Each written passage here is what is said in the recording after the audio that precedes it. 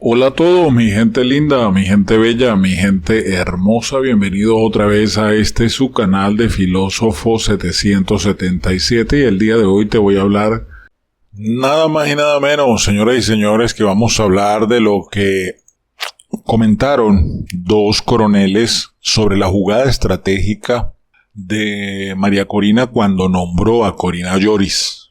Ellos analizaron esta jugada y habla de ¿por qué el régimen impide la inscripción de Corina Lloris? Los coroneles Antonio Guevara y el coronel Alberto Bellorín criticaron con dureza lo ocurrido en Venezuela la noche del 25 de marzo, cuando luego de horas infructuosas para inscribir a Corina Lloris, con el respaldo de María Corina Machado, quien se inscribió a espaldas de la ganadora de las primarias, fue el gobernador del Zulia, Manuel Rosales. Uno de los oficiales consideró que delincuentes como los jefes de bandas o colectivos han demostrado más honor a los pactos. Bellorín, por su parte, llamó a ese hecho la noche de los cuchillos largos por la traición que hizo Manuel Rosales a toda la oposición. Más honor y respeto por los pactos tiene la mafia. El Padrino, con Don Vito al frente, y las 5 familias de Nueva York tienen más gallardía, que es mucho decir de compromisos sellados entre bandidos y delincuentes para cumplir sus fines.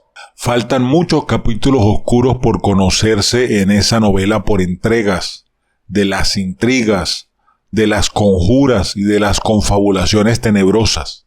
Faltan 5 para las 12 del 25 de marzo. Con el tema de las postulaciones y los registros de las candidaturas de la unidad ante el CNE. Así lo manifiesta el coronel retirado Antonio María Guevara Fernández, quien fue profesor de inteligencia estratégica en la Universidad Experimental de las Fuerzas Armadas, UNEFA, en Venezuela, en relación con la estrategia del régimen venezolano para cerrarle el paso a la candidatura a María Corina Machado y a la profesora doctora Corina Lloris, y de esa manera permitirle el acceso a Manuel Rosales Guerrero de Un Nuevo Tiempo. Inscribir la suya con la excusa de que faltan 5 minutos para cerrar el proceso solo fue una componenda planificada con el chavismo para escoger el candidato de la oposición que se enfrente a Nicolás Maduro. El coronel Guevara recuerda que en la política venezolana siempre hay un acuerdo previo que al final no se respeta, y en el que priva el ñemeo de gallos y de medianoche.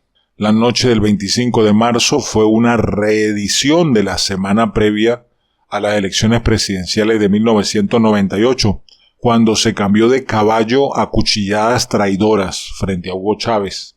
Y eso es una confirmación que el charco político de aguas residuales es viejo en Venezuela.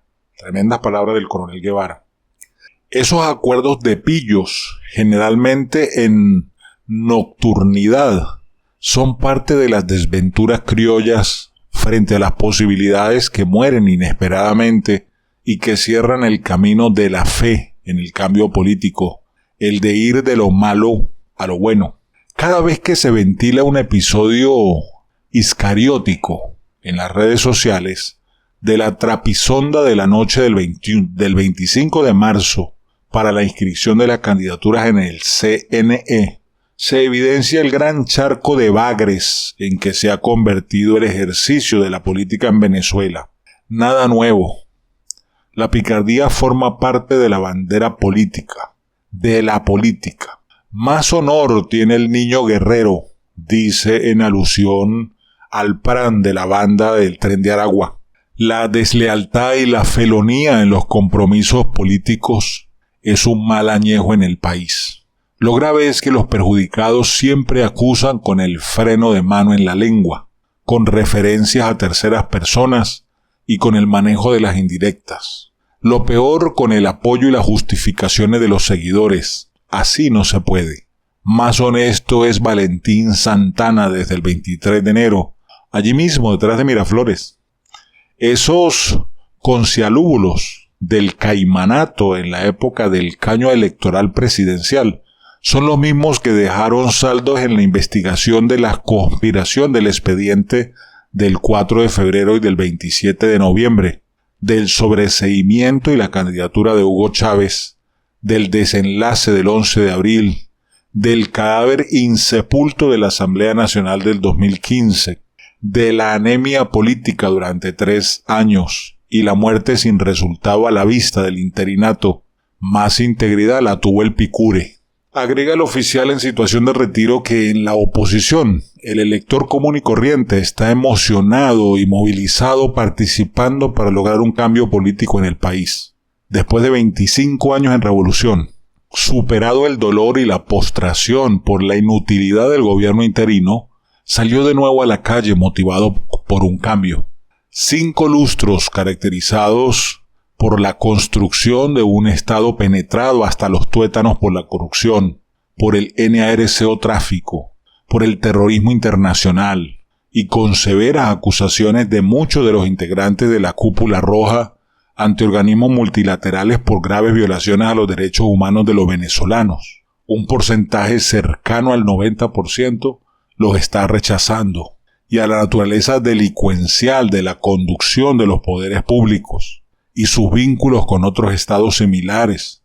Con esa renovada fe salieron del letargo, esperanzados en el voto, a la vista de todas las cariberías que se han filtrado sobre las patrañas desarrolladas para la postulación y el registro de algunas de las candidaturas de la oposición ante el CNE el pasado lunes 25 de marzo, en el desarrollo de conductas similares a las que nos ha acostumbrado el régimen en este cuarto de siglo. Se pregunta el coronel Guevara, ¿estos candidatos verdaderamente representan un cambio político? ¿Ese brochazo de bandidos que tienen los revolucionarios es o no el mismo que tienen en la espalda estos personajes que se venden de oposición? Con este contexto del faltan 5 para las 12 del 25 de marzo y lo que aún no se conoce, la participación del elector venezolano esperanzado en un cambio político, desde lo peor hasta lo mejor, el llamado a sufragar para un futuro, la movilización para ejercer la soberanía del artículo 5 de la Constitución Nacional, para ir del actual estado de cosas cuyo principal carácter es la corrupción, la tracalería, la deslealtad, el engaño, el perjurio, la traición y la felonía al mandato popular, a otro distinto.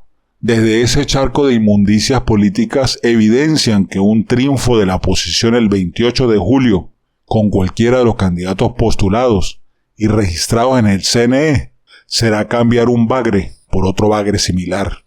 Más de lo mismo, quítate tú para ponerme yo. Un mantenimiento del statu quo o un regreso al pasado sin haber aprendido esta lección de los 25 años de revolución. Asegura que en el país está corriendo libremente la desesperanza y la decepción en el cauce opositor. Es bastante complicado levantar el estado actual de ánimo de los electores ante la cercanía del 28 de julio, mientras se procesa el duelo ante la evidencia de una traición y el incumplimiento de los pactos. El puñal de Bruto en los idus de marzo es el mismo estoque de la medianoche, antes del canto del gallo bíblico, en los episodios de los 5 minutos rasputinescos en los pasillos del Consejo Nacional Electoral, frente a la baranda de los resultados con tendencia irreversible. Era más fácil comprometerse con Pablo Escobar o con cualquier capo del cartel de Medellín. Lo dijimos de entrada, más honor y respeto tiene la mafia. Don Vito, cuando decía le haré una oferta que no podrá rechazar, se distancia bien lejos en integridad con esos 5 minutos de la medianoche del 25 de marzo. Así finalizó diciéndolo el coronel Guevara Fernández. Vamos a escuchar ahora lo que dijo el coronel y doctor en Derecho Constitucional Ángel Alberto Bellorín, quien considera una tragedia que tanto los socialistas de la Cuarta República como los comunistas de la Quinta han evitado elaborar una ley para acabar con el desfile mediocre de candidatos queriendo ser presidente. En descarga de los primeros era otra ética y guardaban mejor las apariencias. En cambio, actualmente la torpeza es de tal magnitud que vemos al ilegítimo filósofo del Zulia, Mi respeto, coronel, pero ese no tiene nada de filósofo. Ocupando el puesto de candidato que corresponde por legitimidad a una filósofa de verdad. Venezuela hoy más que nunca necesita y se merece un presidente sobrecalificado en talento y con el brillo que otorga la probidad. Una persona que pueda reencontrar la política con la ética, conceptos que hoy son antagónicos. Considera el coronel Bellorín que el día 25 de marzo mostró al mundo lo peor de la política del albañal que se practica en Venezuela. Esa noche de los cuchillos largos salpicó a la nación del fétido excremento de arreglos oscuros y las traiciones certeras. Sin embargo, al llegar a la mañana, brilló una luz. Al día siguiente también observamos a una señora Machado, erguida y sin mácula, con ese brillo que irradia de la probidad, sin ser ensuciada por gota alguna del baño de excremento, que entre gallos y medianoche corrió desbordada por las cañerías en lo que se ha convertido la política venezolana. Para ser presidente de la República no hay requisito de ley, solo la Constitución, y no se cumple.